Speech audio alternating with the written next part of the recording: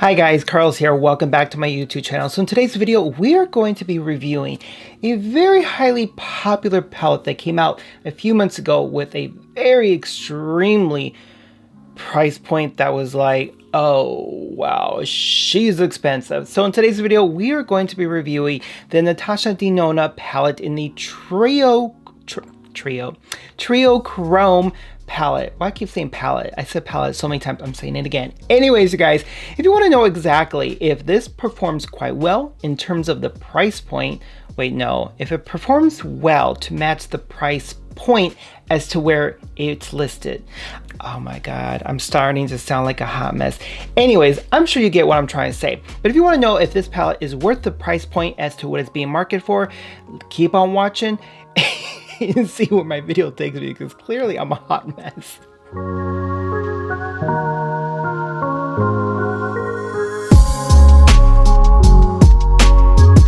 Alright, you guys, so let's just go ahead and go right into the video.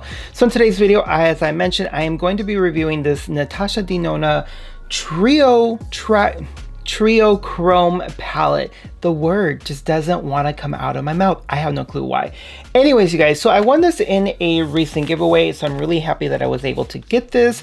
Now, there is some story in terms of this palette itself. What I mean by story, not my story, but obviously I'm not going to go into major details about the actual palette in terms of what I think visually, you know, what it came in. I'm not giving you all those details. Why? Because this palette came out a few months ago, as I mentioned, and all that information is already out there. But if you really want to know some basic information, there are mostly all matte shades, except there are 3 metallic shades. Those 3 metallic shades are right in the smack middle right here. This palette is vegan. Wait, is it vegan or is it cruelty free? I don't know, it's one of those. And it was made in Italy. So I'm wondering, maybe that's the reason why the palette costs $129. The palette was supposed to be limited edition. I believe, quote unquote, is still limited edition. But if you go out to the Sephora website, the palette is still available, and it's still available for the $129 price point.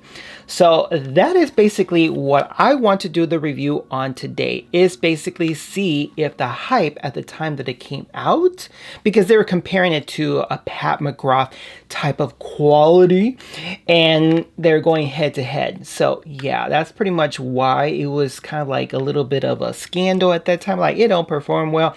I was expecting like boom, you know, like boom, you know, all that jazz. Anyways, guys, I'm dramatic and I'm special, if you don't already know. Anyways, guys, so let's go right into this palette and go ahead and create a look. Just really quickly, if you don't already know, the nice thing about this particular palette, that each of the rows, it's meant to create one particular look. Well, not really necessarily one particular look, but the story on each line are consistent with the actual shade colors. Hopefully that made a little bit more sense. All right, you guys, so the first shade that I'm going to go into, I'm actually going to go right into the purples. For some odd reason, the purples are calling to me. So I'm going to go into this shade right here. Now, I'm not going to lie. I don't know how well the shades are going to translate. I'll show you one more time onto my skin tone. And the reason why I say that is because the shades are very light in the sense of kind of like pastel. So shades don't always look well on everyone's skin tone. So when I see this, to me, oh, you see me? Anyways, squirrel moment. Lighter shades don't always translate on my skin tone or individuals who may be a little bit more darker complexion. And the reason for that is because when you actually apply them, they can come off a little bit too light. So there is a little bit of an issue there. Again, I've never obviously try this particular palette. I've used Natasha Denona palettes before that I received in BoxyCharm, and I didn't have any issues, but they weren't as pastel-y, is that even a word? I don't know, in terms of shade ranges. So let's just hope. So that's kind of the reason why I want to go into this purple one right here, is because it is a little bit more darker. So wish me luck, right? All right, let's go ahead right into it. So I'm going to go into more of a flat brush. There is a lot of loose product. Oh my God, the words.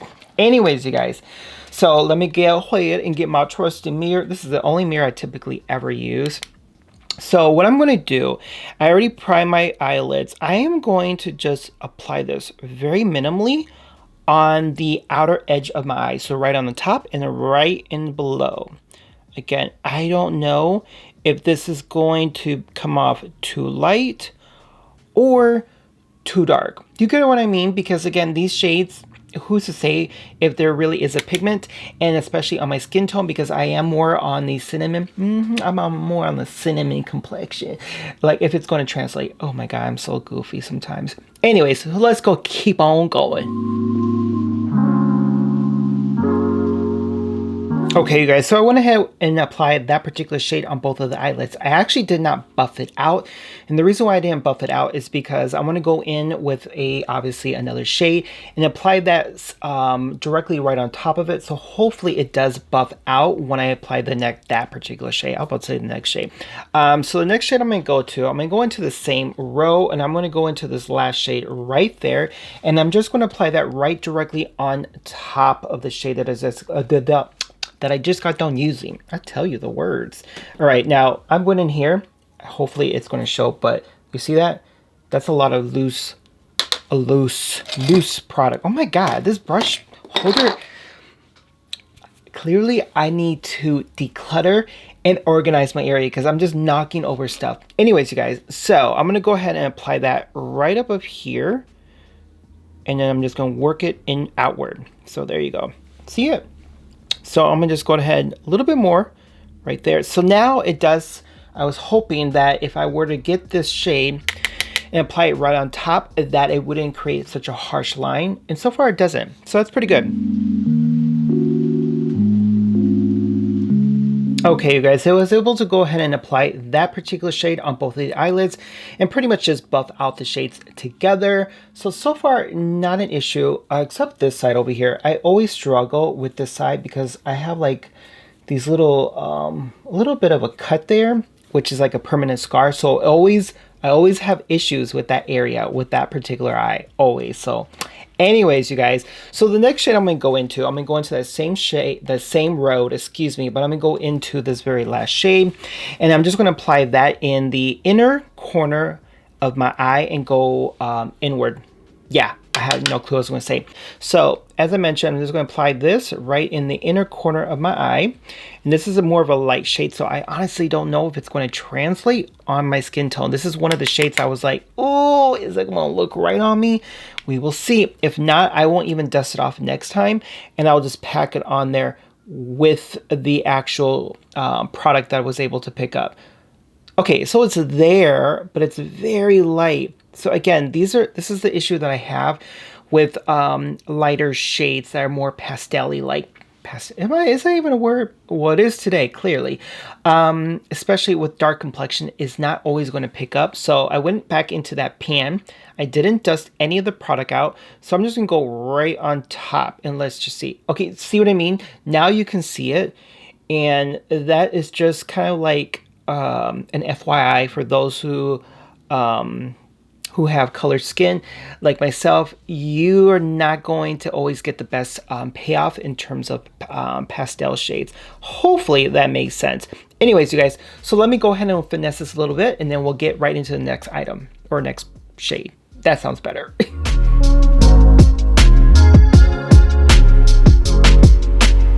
All right, you guys, so I was able to go ahead, oh my God, the words. So I was able to go ahead and finish applying that particular pastel shade in the inner corner of my eye. So if you notice, what I end up doing is just keep going back and forth and just like packing that shade onto my eyelid just to get any type of pigment. I mean, the pigment is there, but again, I just don't know if it's a little bit more challenging because of my skin tone and because pastel shades, once again, personally for me, I don't see that they translate well in terms of my skin tone, but I could be completely wrong. Maybe someone who is the same skin tone as me, or maybe darker, maybe they are able to achieve great looks with the pastel shades. Who's to say? I don't know. So the next shade I'm going to go right into is that I'm going to actually use a chrome, one of the middle shades. Don't know. I guess, you know what, let me do the middle one right smack in the middle. So let's go right into that shade. So what I am going to do though is, because I don't want to use a beauty brush, and I'm going to, beauty sponge, excuse me. I'm going to use a brush, but what I am going to do is that I'm going to spray it to get it wet, and hoping that if I go into that middle shade that I'm going to get a good, you know, a good amount of product where it's going to look really nice without it being wet. Does that make any sense? Because again, with those metallic shades, it's either like a hit or miss in terms of using your finger, using a wet beauty sponge, or even a wet brush. So wish me luck. I did not pat it off. So what I'm going to do now is just apply that right directly on the crease itself, or on the eyelid itself, but smack right in the middle. Okay, so let's just go ahead and apply this a little bit more. You guys see this? Okay. I'm not seeing a lot of payoff, and I'm surprised, to be completely honest. Let's just try this a little bit more, going upward, and see where this goes. I mean, the pigment is there. You see it, right? I just don't know if it's given me any actual looks. All right, let's just keep playing around with this and see what it ends up turning into, what it turns into. Yeah, it sounds better. All right, you guys, so that completes my overall look using this particular palette right here. Again, this is the Natasha Denona palette in the Triochrome palette. Why did I do it again? I keep saying palette. Anyways, you guys, so my thoughts and opinions about this particular palette. So now the middle shade that I end up using, this chrome one right